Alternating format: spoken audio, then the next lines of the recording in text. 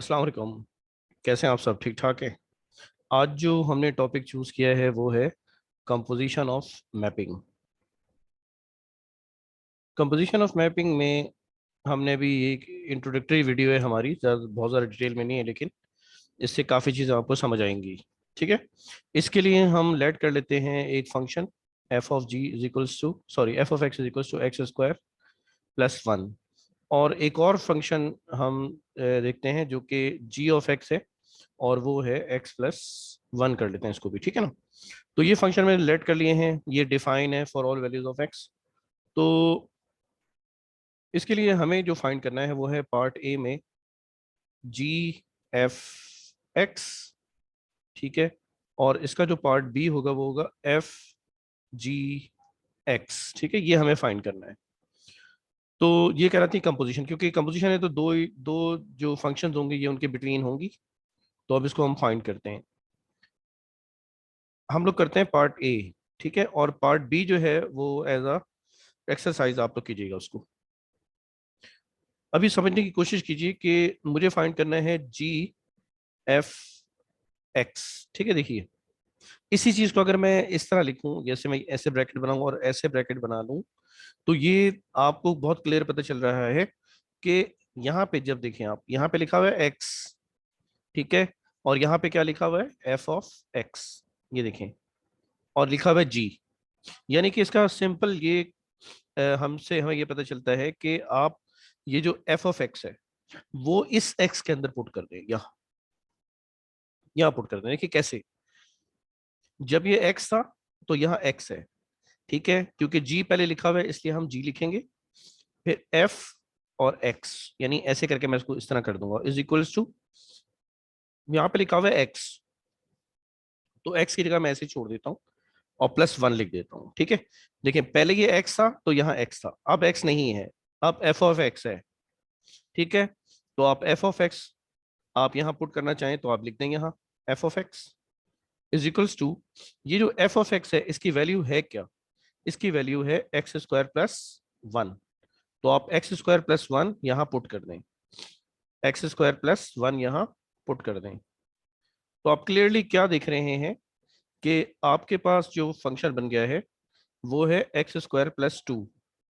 ठीक है, ये है जी एफ और एक्स। ठीक है, ये कंपोजिशन है दो फंक्शंस की, जी और एफ की।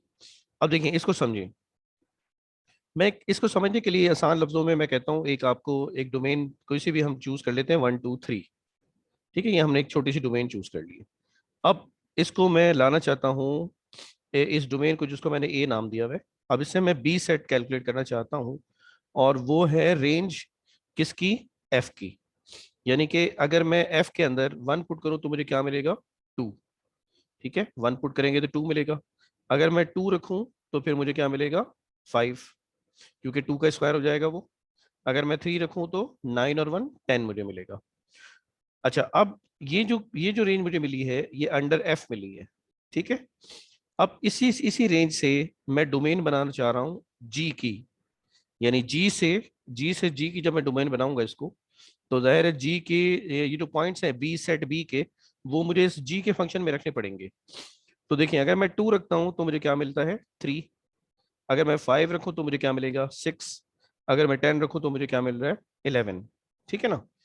तो जो हमने कंपोजिशन बनाई है जो हमने कंपोजिशन बनाई है वो डायरेक्टली ए को, ये जो मेरे पास जो सेट सी आया है इसको मैप करेगा डायरेक्ट। यानी इसको यहां से यहां ले जाएगा, इस वाले सेट के अंदर सी के अंदर लेके चला जाएगा। ठीक है।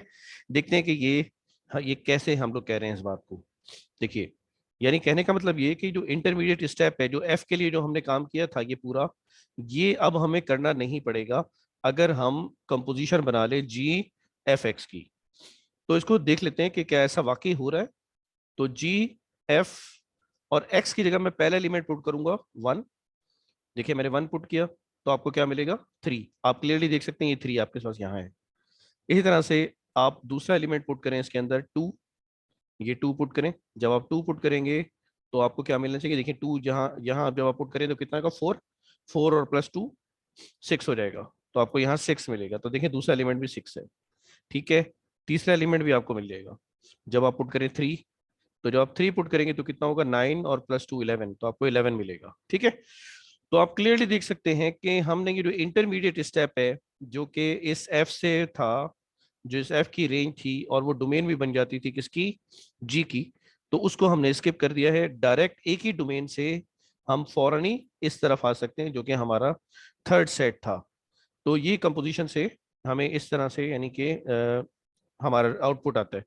तो अब देखिए इसका जो पार्ट बी है, इसका जो अब पार्ट बी है वो आप खुद कीजिएगा। मैं आपको हिंट देता हूं कि ये कैसे आपने करना है। देखिए, जब आप लिखेंगे एफ जी एक्स, ठीक है ना, ये आपको फाइंड करना है पार्ट बी, तो आप इस तरह से करें, इसको ऐसे लिखें, इज इक्वल्स टू, देखें एक्स स्क्वायर की जगह को छोड़ दें आप, यहां लिखने हैं ऐसे ही एक्स स्क्वायर लिखें और प्लस का 1 लिखें, क्योंकि आप इस वक्त एफ इसको हेड करता है, तो इस वजह से एफ का रूल अप्लाई होगा।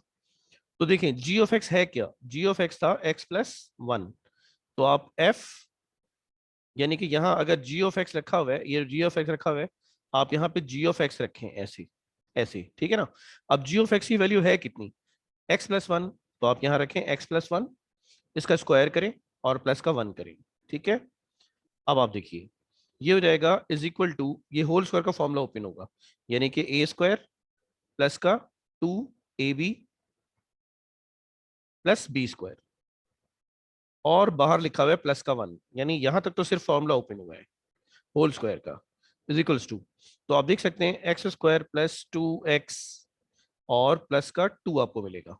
ये है एफ जी एक्स, यानी ये कंपोजिशन आपके पास सही है जिसमें एफ हेड करता है। ठीक है, अब इसकी कोई सी भी एग्जांपल लेके आप इसको देखिएगा कि ये क्या कहता है, इससे क्या आपका आउटपुट मिलता है। ठीक है, तो इसको अब हम यहीं तक रखते हैं, कोई भी क्वेश्चन हो आपका आप पूछ सकते हैं। बहुत बहुत शुक्रिया, अस्सलाम वालेकुम, अल्लाह हाफिज।